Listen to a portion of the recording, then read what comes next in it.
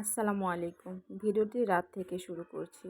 রাতের বেলা ছেলে যখন রাতে ৮টা বাজে তখন প্রচণ্ডভাবে বমি করতে শুরু করে দেয়। তো কয়েকবার বমি করেছে। সারা রাত্রি কোনো ঘুম হয়নি।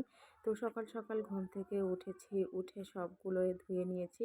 এমন কোনো জিনিস বাদ দেয়নি। মশারি থেকে শুরু করে কাঁথা, কম্বল, ওর পোশাক, প্রায় ৮ সেট পোশাক ও নোংরা করেছে একবারে।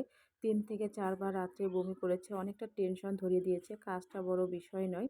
কথাটা হচ্ছে যে বাচ্চাটা এতটাই অসুস্থ হয়ে গিয়েছে। সবগুলো ক্লিন করে কি রান্না করে ভাবতেছিলাম। তো ভাবলাম যে বাচ্চা যেহেতু কিছু খাচ্ছে না, মুখে রুচিও নাই। ও একটু মুরগির মাংস একটু পছন্দ করে। তার জন্য রান্না করতেছি। আর এখানে মুরগির মাংসগুলো হালকা একটু লবণ দিয়ে তেলে ভেজে নিচ্ছি। আর রান্নাটি করছি সরিষার তেলে। আর এভাবে যদি রান্না করেন তাহলে দেখবেন আপনাদের অনেক ভালো লাগবে। আর একবারে মশলা কম দিয়েই রান্না করব। সবাই খাবো বাসায়, ঝটপট একটা রান্না করতেই হবে। আর প্রচণ্ড লেভেলের আমারও ঠান্ডা লেগে গিয়েছে, যেহেতু রাত থেকে এগুলো সব কিছু পরিষ্কার করে আবার ভিজিয়ে রেখেছি। ভিজিয়ে রাখার পরে নিজেও পরিষ্কার হয়ে নিয়েছিলাম, কারণ এত রাত্রে গোসল করা তো পসিবল নয়। কারণ আর সারা রাত বসেই থাকতে হয়েছে। বাচ্চাটা শুধু ঘুমাতে পারতেছিল না, অনেক নাকি ওর কষ্ট হচ্ছিল, বলছিল আম্মু আমার খুব খারাপ লাগতেছে।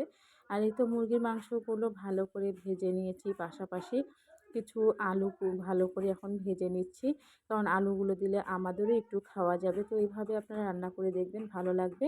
তারপরে দিয়ে দিলাম এখানে কিছুটা পেঁয়াজ কুচি আর কিছু আস্ত মশলা, ভালো করে লালচে কালার ভেজে নিয়ে দিয়ে দিচ্ছি একটু পানি, দিয়ে আদা রসুন গুঁড়া মশলাগুলো দিয়ে দিব। আর রান্নাটা খুবই তাড়াতাড়ি করার চেষ্টা করতেছি, কারণ খুবই খারাপ লাগতেছিল। মায়েদের তো আর কোনো দিক থেকে রক্ষা নেই, কাজ করতে হবে, সংসার সামলাতেই হবে। আদা রসুন দিয়ে দিলাম ভাজা জিরার গুঁড়া, ভাজা ধনিয়ার গুঁড়া, গরম মশলার গুঁড়া, হলুদ, আর দিয়ে দিচ্ছি সামান্য একটু মরিচের গুঁড়া। দিয়ে এখন মশলাটা একটু সময় নিয়ে কষিয়ে নিতে হবে। কষিয়ে নেওয়া হয়ে গেলে মুরগির মাংসগুলো দিয়ে দিচ্ছি, দিয়ে ভালো করে একটু সময় নিয়ে মাংসগুলো কষিয়ে নেব। এমনি বাচ্চার মুখে রুচি নাই, আবার সে ভালোভাবে রান্না করে না দিলে খেতেও পারবে না। ও অনেকটা বড় হয়ে গিয়েছে, এখন বলে যে আম্মু রান্না মজা হয়নি, ভালো করে রান্না করো। আর লবণটা চেখে দেখলাম। যেই সময় জিনিসটা ভুল হয় সেটা হচ্ছে প্রায় সময়ে লবণ দিতেই ভুলে যাই। এখনই তো লবণটা অ্যাড করে দিচ্ছি। আর এই তো ভালো করে কষিয়ে নিয়ে মাংসগুলো প্রপারলি সেদ্ধ হওয়ার জন্য পানি দিয়ে দিয়েছি। আর সেদ্ধ হয়ে গেলে ভেজে রাখা আলুর টুকরোগুলো দিয়ে আরেকটু কষিয়ে নিব, নিয়ে হালকা একটু পানি দিয়ে দিব।